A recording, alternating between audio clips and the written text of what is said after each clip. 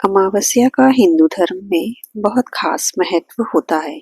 सोमवार को पड़ने की वजह से इस अमावस्या को सोमवती अमावस्या के नाम से भी जाना जाता है। इस दौरान पितरों की पूजा होती है।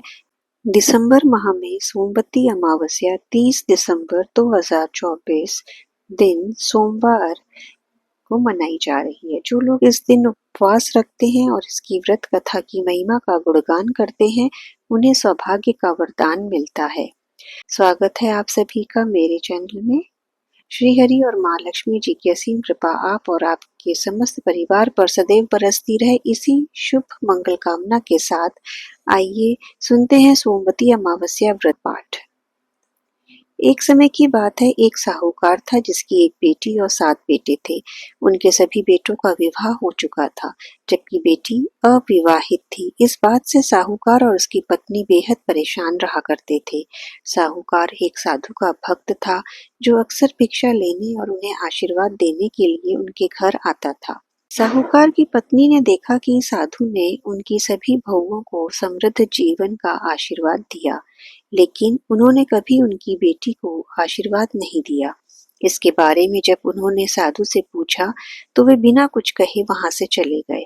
इससे साहूकार की पत्नी का शक और भी बढ़ गया। सब जो कुछ भी हो रहा था उससे चिंतित होकर उन्होंने अपने परिवार के एक पंडित से सलाह ली और अनुरोध किया कि वह उनकी बेटी की कुंडली पढ़े।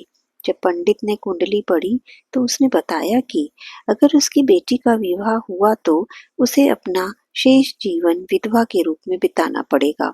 हालांकि पंडित ने कहा कि अगर उसकी बेटी द्वीप पर रहने वाली एक विशेष धोबिन से सिंदूर ले और उसके बाद सोमवती अमावस्या का व्रत रखे तो इससे उसका भाग्य बदल सकता है। साहूकार की बेटी अपने एक भाई के साथ समुद्र तट की ओर चल पड़ी और समुद्र पार करने के तरीकों की तलाश करने लगी। उस दौरान उसने देखा कि वहां एक गिद्ध का घोंसला था, जहां पर कुछ गिद्ध रह रहे थे और एक सांप पेड़ पर चढ़ गया और मादा गिद्ध द्वारा दिए गए सभी अंडों को खा गया, जबकि अन्य गिद्ध भोजन की तलाश में थे। सांप के इस नियमित व्यवहार से गिद्ध का परिवार तबाह हो गया था।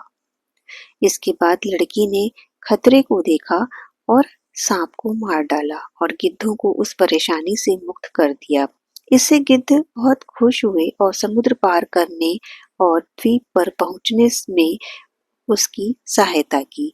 जब साहूकार की बेटी द्वीप पर पहुंची तो उसने छिपकर धोबिन की सेवा की, जिससे धोबिन बहुत प्रसन्न हुई। एक बार जब धोबिन को उसके अच्छे काम के बारे में पता चला तो उसने उसे आशीर्वाद दिया, साथ ही अपने हाथों से सिंदूर देकर उसकी खुशहाली की कामना की और भविष्य में उसके सुखमय और समृद्ध विवाह का आश्वासन दिया।